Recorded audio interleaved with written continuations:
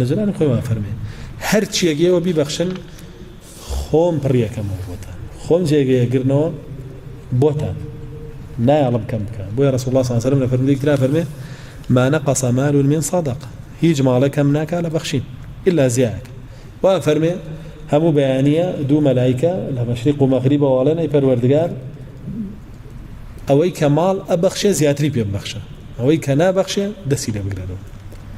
بويا هر الله جل جلاله بخيل القرآن فرمي ومن يبخل فإنما يبخل على نفسه أوي كنا بخشة بخيل به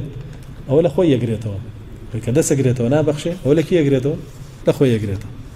ويقر بخشي بخوته بخشي بقريته بخوته قريته وملائكانش دعاء وأوشي كممسكة أعطيه تلفا أوشي كممسكة مالنا بخشة تشبه من بخشة بالوردقان. وقال النبي صلى الله عليه وسلم أنفق بلال ولا تخشى من ذي العرش إقلالا فرمي بلال حبشي رسول الله صلى الله عليه وسلم أي بلال ببخشة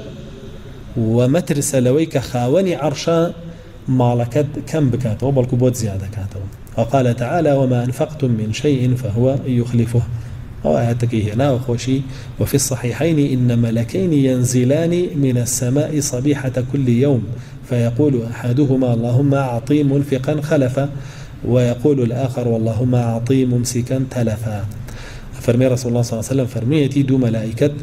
همو روشيك لبارة بيانا دا بازنا سرزوي يكي كان دعاكا بو اواني بخشنا فرمي پروردگار مواني مالي ان بخشي وزياتري ان بيب بخشا اوي تريش ان دعاكا بو لواني كنا بخشن علي پروردگار مواني كنا بخشن توش بيان ما بخشو دستيان لي بقرر